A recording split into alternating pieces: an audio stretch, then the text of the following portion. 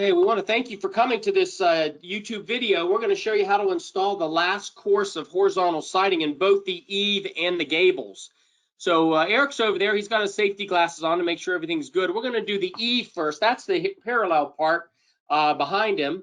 And what we have already installed, we have the last course installed like we would on a real wall. And we have an F channel where the soffit's going to fit in. We'll show you that later. And he already has a J channel up there, and he's installed the utility trim. So we're going to show you what the utility trim looks like.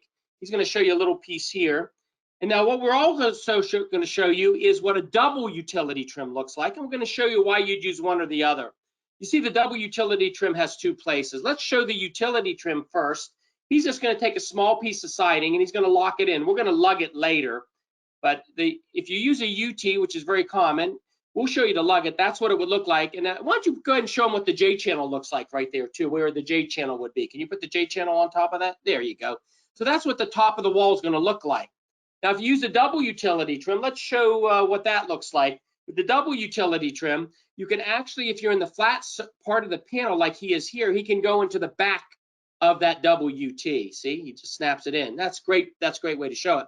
Now, if we were near the butt or a Dutch lap, you'd want to go into the front. So lock that panel into the front and show them what that looks like. Yeah, it just goes right into the front. And you can keep the angle of the panel at the proper angle. So that's exactly what we want to show you.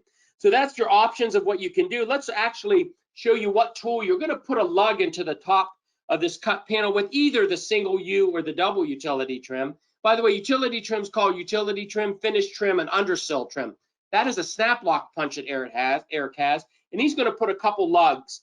You use this under the windows, but at the top of the wall in the Eave, you want to put them in about every 6 inches. He's just going to put a couple in. You may want to put one on the far end too, Eric, on that one.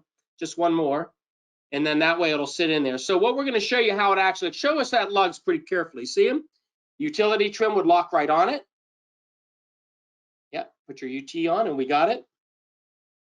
Now, what he's going to do now, he's going to take that off. Now, show how that moves, but still holds on the wall. See, it's got a good solid surface. Okay, that shows you how it works. He's going to lock that into that last course. And you'll notice this is the way all last courses should be done.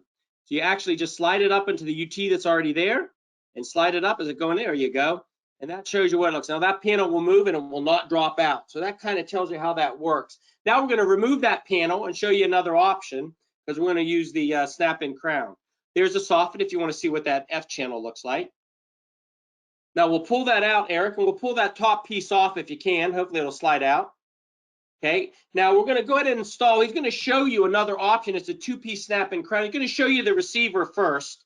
Let's show him the receiver before you put it up there. So show the profile of that. This is actually made for a snap-in crown. So he's going to quickly install that with a couple screws, and then we'll show you the crown that sits up on there. And this can be used in the eaves and the gable, but we're going to show you how to use a two-piece snap-in crown very easily instead of using the utility trim. There's a lot of benefits of using the snap-in crown. We'll show you the profile in a second, but it eliminates the utility trim and the J channel, and it works very, very nicely. So he's got a couple screws to hold that in. Show him the snap-in crown before you snap it. It's a 3.5-inch section. Show the profile. So that's going to snap right in. It's got two adjustable places, so you can do it over the Dutch lap or the flat panel. So he's going to slap it in here just to show you what it looks like. And this is a great way to end your Eave and Gables, and that holds the panel up. Now, here it worked out where the panel was completely a full panel, but he's going to bring up a small piece of panel that he's going to show you what you would do if it ends up in the middle of the panel. And instead of using a snap lock punch, you're going to use a nail hole punch. So it looks similar. He's just going to put two holes in the top, and that way you nail that to the wall, and you would still snap that into the receiving channel.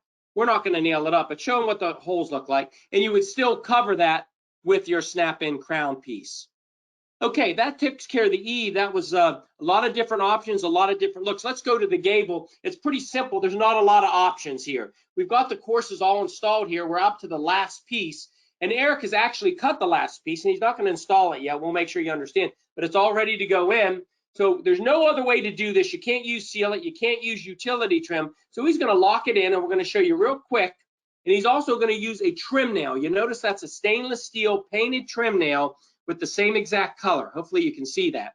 Now when he puts this in, some people would be uncomfortable with face nailing a panel, but Absolutely, the only way to do it, and let's show them the two options.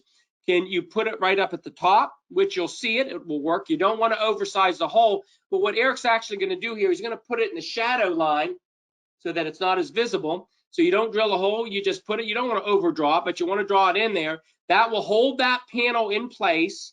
The trim nail will be in the shadow line. You can barely see it when the sun's on it, and the panel will actually expand away from the center. So it works perfectly. This is really what you want to do and what you have to do in your last piece in the gables of every wall. It's the only place you can face nail. So again, we reviewed how to do the last piece in the eave and in the gable. Hopefully this was helpful for you, and we hope you decide to take a look at some other our videos that we're offering to you. And thanks for viewing.